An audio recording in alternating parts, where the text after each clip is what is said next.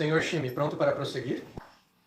Perante o Tribunal para a Sentença, o Estado contra Sarah Erickson, acusada pelo artigo 25 do 3 ou 30 que se declarou culpada na Califórnia por descumprimento de ordem judicial em primeiro grau com agravante. Advogados participaram, incluindo o representante do Estado. Obrigado, Gisette. Representa o Estado. Kate Well, em nome da senhora Erickson. E primeiro vou falar sobre o relatório pré-sentencial, antes que Jim passe para as outras questões. Senhorita Final, alguma correção, adição ou exclusão no relatório pré-sentencial? Não, meritíssimo. Minha cliente e eu revisamos o relatório pré-sentencial e lhe parece substancialmente correto no geral. Para ajustes, podemos analisar algo daqui? Não em relação ao relatório pré-sentencial. Muito bem. Certo. Novamente, senhorita Erickson, antes da sentença, ouvirei primeiro sua argumentação final e depois ouvirei a senhorita Erickson antes da sentença. Obrigada, meritíssimo. Excelência, baseio-me principalmente na carta enviada em 10 de abril de 2026, que detalha os fatores atenuantes buscados pela defesa. Além disso, entreguei a Vossa Excelência e ao Sr. Shim, esta manhã, os certificados de conclusão mencionados naquela mesma carta. Além disso, meritíssimo, eu pediria que Vossa Excelência considerasse o fator atenuante 15 se a ré é vítima de violência doméstica, sendo submetida, neste caso, a um abuso psicológico substancial. Esse fator contribuiu para seu comportamento criminoso. Minha cliente morava em uma casa onde era menosprezada, humilhada, qualquer ideia ou problema que ela tinha era motivo de ridicularização, e novamente era humilhada, o que eu acredito que a deixou vulnerável. Junto com outros fatores, isso a deixou suscetível a várias influências e manipulações. Infelizmente, foi isso, meritíssimo. Peço que Vossa Excelência considere esses fatores atenuantes. Já revisei com ela a papelada dos direitos de apelação e ela assinou. Certo, obrigado. Só para constar, eu revisei a petição sobre a sentença, assim como os certificados. A senhora gostaria de dizer algo, senhora Erickson? Sim. Em primeiro lugar, eu quero pedir desculpas do fundo do meu coração, Emily. Eu sei o que aconteceu. Parte o coração e nunca deveria ter ocorrido. Não entendo isso. Assumo total responsabilidade por minhas ações. Queria poder voltar atrás e mudar isso todos os dias. Eu não deixei de ser feia, Júnior. Vou tentar pelo resto da minha vida. Senhor Shim, obrigado, meritíssimo. Com relação aos fatores atenuantes, vamos resolver isso agora. Peço a Vossa Excelência que considere que o fator atenuante 4 não é aplicável. Não há justificativa para tirar a vida de outra pessoa só porque você pode estar em perigo. Com relação ao pedido do fator 12, o simples fornecimento de informações factuais no seu acordo não é suficiente para configurar o fator atenuante 12. Sobre o fator atenuante 13 solicitado, ela não é infratora jovem, por isso peço que Vossa Excelência o desconsidere. Com relação ao fator atenuante 7, ela não manteve um período substancial sem cometer crimes. Na verdade, dentro de 3 anos, após se formar no programa judicial de tratamento contra drogas. Ela cometeu a infração quanto ao caráter e atitude, levando em conta o histórico meritíssimo e mesmo tendo se formado no Tribunal de Drogas, voltou a cometer essas infrações. Eu pediria que Vossa Excelência não considerasse isso. Com relação ao item 15, os fatores ainda precisam de provas razoáveis que não foram apresentadas, por isso peço que Vossa Excelência desconsidere o item 15. Peço que Vossa Excelência considere como agravantes objetivas os fatores 3, 6 e 9, a chance dela reincidir seus antecedentes criminais e a necessidade de dissuadi-la e a outros. Com relação à vítima, meritíssimo, tenho familiares aqui. Quero reconhecer todos que estão presentes primeiro. Quero começar com Barbara Merrifield, que vai falar. Richard Crudas, tio dela, está no Zoom. Jim Crudas também está no Zoom. Patrícia Del Corio, que na verdade é a avó do filho da senhorita Erickson, também gostaria de falar, meritíssimo. Na ordem de aparição seria Merrifield, depois Del Corio, Richard Crudas e depois Jim Crudas, mas há outras pessoas na plateia aqui também. Quero reconhecer que Jennifer Merrifield é prima dela, ela está presente. Alicia McDaniel e uma amiga também. Phyllis McKernan é a noiva de Richard. Eric Glover está aqui como primo. Agradeço por estarem presentes. E apresento Barbara Merrifield para falar em nome de Emily Crudas e sua família.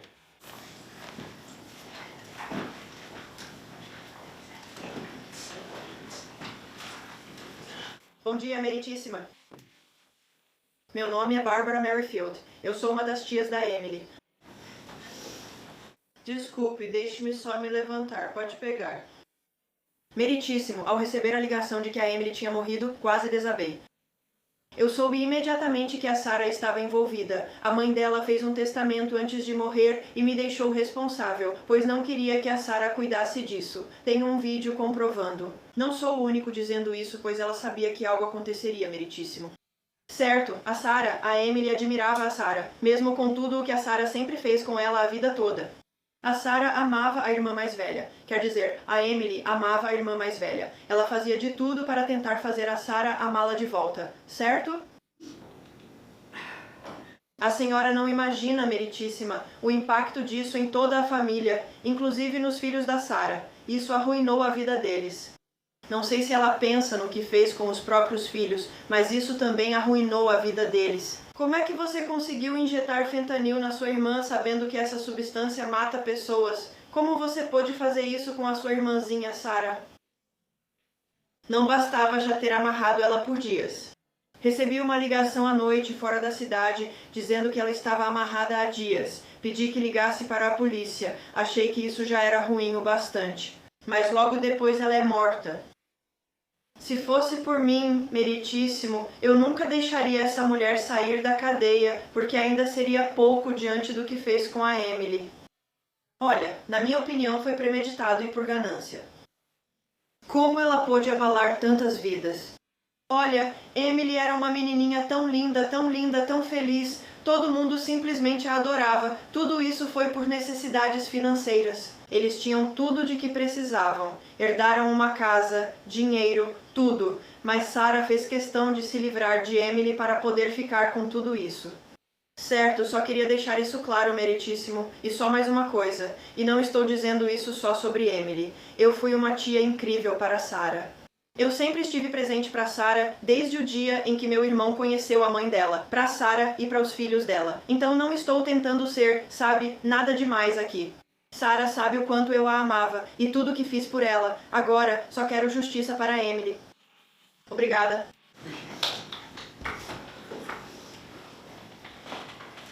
Retiramos o navio dali. Conseguimos tirar o navio do canto agora. Você pode nos ouvir, senhora? Só precisa ativar o som, Patrícia. Quero fazer uma declaração. Eu posso te ouvir. Eu testemunhei o comportamento da Sarah por muito tempo. Eu morei com ela por um tempo, cuidando da mãe doente dela que está morrendo de câncer. Eu testemunhei o abuso dela. Eu também fui vítima disso. Ela era abusiva com a Emily e com a mãe dela. Elas definitivamente tinham medo dela. A mãe dela foi manipulada para mudar o testamento e eu tive que ser testemunha disso. Perguntei à mãe dela se tinha certeza sobre aquelas mudanças. E aquela mãe estava tão abalada e intimidada que simplesmente concordou por medo de Sarah machucá-la de alguma forma e não teve forças para discutir sobre isso. Os filhos de Sarah passaram por tanta coisa e presenciaram tanta confusão que eles precisam de uma vida mais normal. Impossível sem a influência dela. Eu sinto que eles estão melhores agora que ela não está mais envolvida na trama. Estou rezando para que a lei funcione como deveria e a condene à maior pena possível, porque ela é um perigo para a sociedade. As ações dela foram frias, cruéis e premeditadas, e ela não deveria estar em nenhum lugar fora das grades. Obrigado. De nada. Richard, você está pronto? Tudo bem. Ah, eu te amo. Não. Esse é o avô. Como assim? O mesmo nome? Tudo bem, tudo bem. César. Quem quer que te crie? Meu nome é Rich Crud Jr., tio da Emily e irmão do pai dela, Jim. Queria ter ido à sentença do Joe Reagan aqui, mas não consegui. Infelizmente, ele também fez um acordo judicial extremamente favorável, como o de hoje. Primeiramente, agradeço à Polícia Estadual de Nova Jersey pela investigação deste caso por mais de um ano. E no final das contas, o trabalho árduo e dedicado deles conseguiu as provas necessárias para fazer as prisões. Em seguida, gostaria de dizer o quanto estou enojado e decepcionado com o acordo que foi dado para Sarah. Emily tinha apenas 21 anos e foi assassinada de forma premeditada. O assassinato de Emily, orquestrado por Sarah, sua própria irmã, mais uma vez, apesar da linguagem desse acordo, foi de fato premeditado. Sarah e Joe deram Xanax para Emily para facilitar sua incapacitação. Desculpe, depois eles deliberadamente silenciaram Emily com narcóticos para matá-la. Os advogados na sala do tribunal podem dizer para Sarah afirmar que não tinha certeza. Emily morreria, mas ninguém realmente acredita que injetar mais de 10 doses de heroína e fentanil em alguém não os mataria. Emily, em seus últimos momentos, sabia que ia morrer e também sabia que ia morrer pelas mãos de sua própria irmã e de seu próprio noivo. Sem nenhum remorso, eles voltaram a festejar depois de ver Emily lutando para respirar e, por fim, dando seu último suspiro. Os culpados continuaram a festejar por horas enquanto o corpo de Emily esfriava, mas nunca tão frio quanto os corações deles em seus corpos sem alma. 8 anos por um assassinato premeditado a sangue frio. Com licença, 8 anos por um assassinato premeditado a sangue frio é uma afronta à justiça. E eu ouvi dizer que escreveram pedindo para você aumentar, mas aparentemente você não pode. Por favor, não diminua. Obrigado. Obrigado, Meritíssimo. Vou me dirigir ao Sr. Prudas. Temos 2. Estamos falando com James desta vez. Ative apenas o microfone, ok? Você pode me ouvir? Nós podemos te ouvir. Obrigado, senhor. No dia 17 de fevereiro de 2023, eu recebi a ligação. Naquele momento, eu soube que minha filha estava morta. Meu coração sentia por todos. A dor era tão forte que eu não conseguia falar. Era como se o mundo tivesse parado. Se eu tivesse que descrever a sensação de paralisia, seria assim. A dor era intensa. Só conseguia olhar e implorar a Deus para me tirar desse pesadelo. Minha filha foi tirada de mim por um ato de violência sem sentido, um ato covarde. A ré tirou minha filha de mim fisicamente, mas ela não tem o poder de tirar o amor e as lembranças que guardo com carinho. No meu coração, minha filha era uma certeza, e você tirou isso de mim. Minha esposa nunca mais será a mesma. A dor me afetou profundamente. Senhora, deixe-me dizer que esta é uma época sombria e emocional, de certa forma. Alguns podem achar que deveríamos carregar ódio em nossos corações, mas em vez disso, sinto pena. Pena de você, Sarah. Peço aos tribunais que rejeitem esse acordo e a condenem à pena máxima, se isso for possível. Foi premeditado. Ela reivindicou isso e agiu, e eles invadiram minha filha, fazendo-a sofrer por 7 horas. Ela não merece nem 8 anos. Ela não merece prisão perpétua. Mas, meritíssimo para Emily, se o senhor puder rejeitar isso e aumentar para mais anos, no máximo 20, por favor. Faça isso, por favor. Obrigado. Obrigado pelo Sr. Shimi. Sim, meritíssimo. A família, neste caso, Compreensível. esta é uma tragédia familiar que está sendo exposta em um fórum público. O assassinato entre irmãos, uma história tão antiga quanto o tempo. No meu cargo, pelo menos consegui guiá-los durante o processo. Satisfação, justiça são termos relativos aos olhos de quem vê. Os fatos às vezes determinam as resoluções. Eu respeito a opinião da família, eu entendo, não sei se eu me sentiria diferente, este caso foi resolvido. Então há uma conclusão em relação a esse aspecto do caso. Eu pediria, meritíssimo, que a condenasse a 8 anos conforme acordado. Não considero adequada uma pena menor. Obrigado, obrigado. Tudo bem, senhora. Por favor, fique de pé.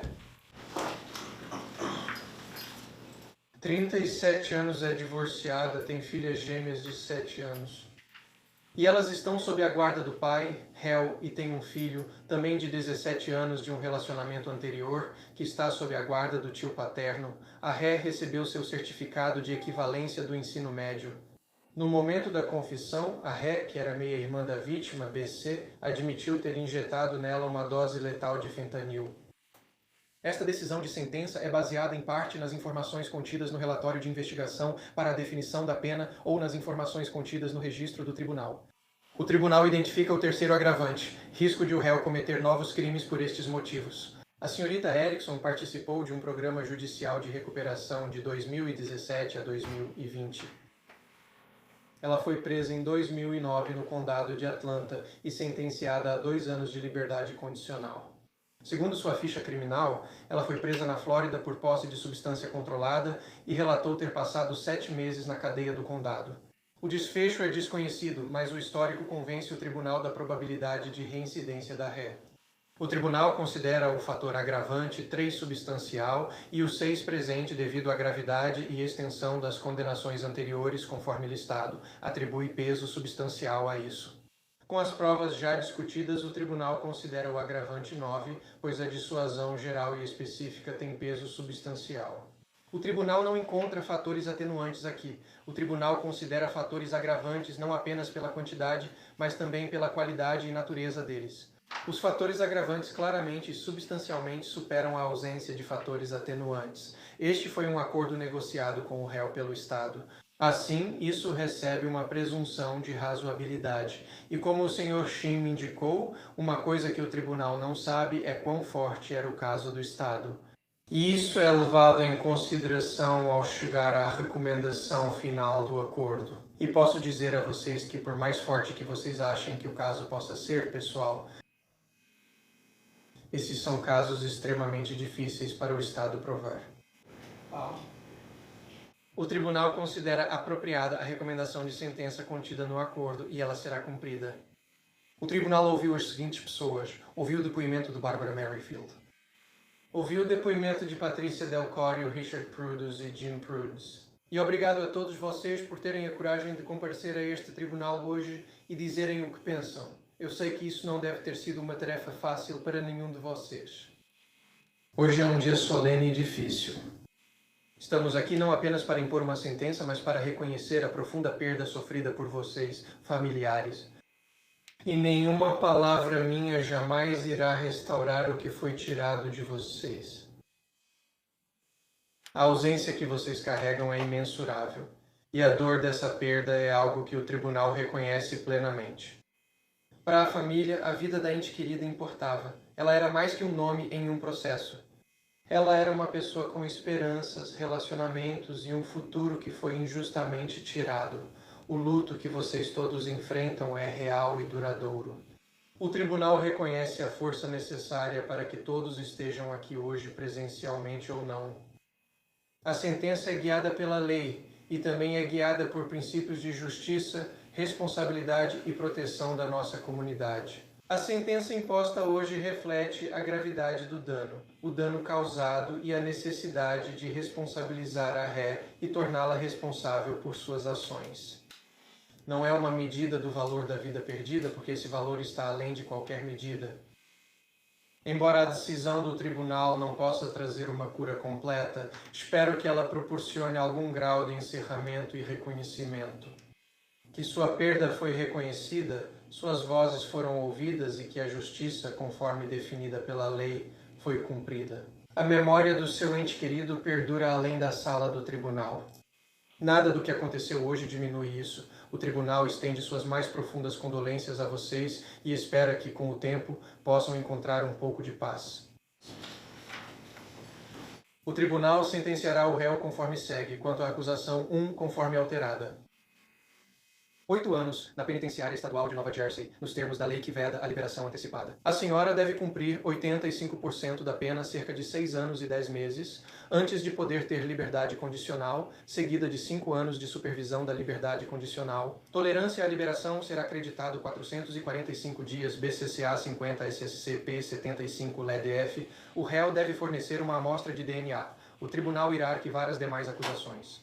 A senhora tem 45 dias, a partir de hoje, para recorrer da condenação e da sentença. Se não puder pagar advogado, a Defensoria Pública a representará. Se perder o prazo, pode pedir prorrogação com justificativa. Se perder o novo prazo, pode perder o direito de apelar. Você tem 5 anos a partir de hoje para pedir revisão pós-condenação, salvo exceções. Entende esses direitos? Sim, senhor. Pode assinar o formulário de direitos de revisão pós-condenação? Sim, senhor. O tribunal está satisfeito com sua declaração de que assinou conscientemente o aviso dos seus direitos de revisão pós-condenação dentro do prazo para pedir essa revisão. Entendo claramente seus direitos. Boa sorte. Obrigado, pessoal, por virem ao tribunal para se dirigirem a esta corte. Agradecemos. Obrigado por terem se ajustado às nossas necessidades. And you're all excused.